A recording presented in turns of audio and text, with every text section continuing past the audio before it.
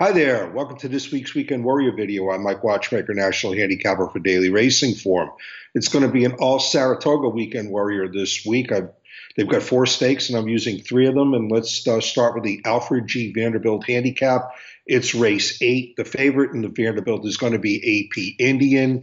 AP Indian won this race last year. He also won the Forego. Those are the two big sprint stakes up here at Saratoga for their males. He was in raging form at that time last year, but I'm not sure he's in the same form at this point in time. He ran well, finishing second in his first two starts this year, but he didn't have any excuse not to win those races either. And I wasn't especially crazy about his second in the Maryland Sprint most recently because the first and third place finishers in that race, Whitmore and Awesome Banner, came back to lose in their next starts, and they also fell off in terms of buyer figures. I think Limousine Liberal is the right horse in this spot. Limousine Liberal was a big surprise when he ran AP Indian to a nose in the Phoenix Stakes last fall at Keeneland. That was Limousine Liberal's first start with blinkers, and he's definitely improved since getting that equipment. And he's also improved since resorting to a more stalking style. And I like his stalking style in this race. I think it's the perfect kind of style for this spot. And I also like his outside draw. And I also like the fact that he comes into this off 3 straight stakes wins at Churchill Downs. Churchill Downs horses have been running very, very, very well so far at this young Saratoga meeting. And I just think Limousine Liberal is the right horse in the Vanderbilt. The Vanderbilt's race 8. Race 9 is the Bowling Green, and in the Bowling Green, I prefer the horses that come out of the Manhattan Stakes, they being Ascend and Sadler's Joy. They finished first and third in the Manhattan. To Bigger Picture, who won the United Nations in this last start.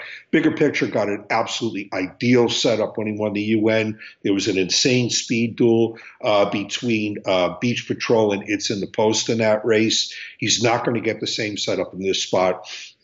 And of Ascend and Sadler's Joy, I prefer Ascend. He's going to be a fraction of the price of the 27-1 he was when he won the Manhattan.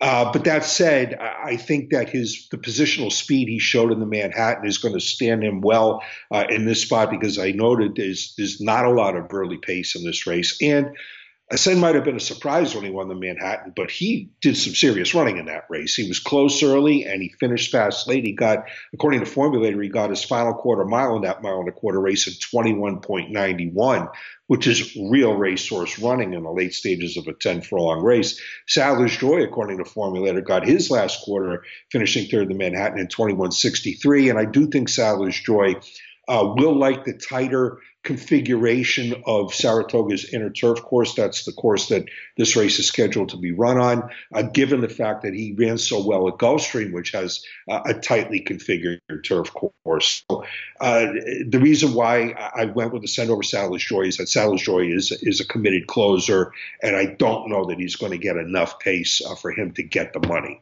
The third and final race in this week's Warrior is the Amsterdam Stakes. That's race 5 on Saturday's card at Saratoga. Coldfront's going to be the solid favorite in this race. He was very impressive, winning both of his starts, most recently in an allowance race at Belmont Park.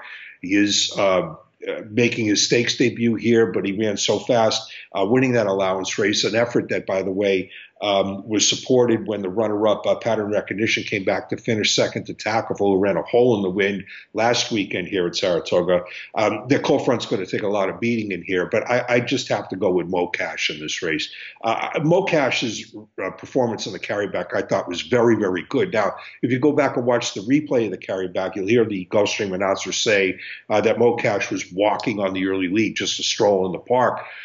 That is not true. The pace that Mo Cash set in the carryback was very, very comparable to the pace set in the Princess Rooney and in the Smile Sprint, which were the next two races after the carryback. And yet Mo Cash set that pace very comfortably. He's very quick. He was only beaten in the late stages in the carryback by the highly talented Three Rules. I like the slight cut back in distance for him from 7 furlongs to 6.5 furlongs. I'm going to look for Mo Cash to take the Amsterdam field wire to wire. That's the way it looks for this week's Weekend Warrior. Good luck.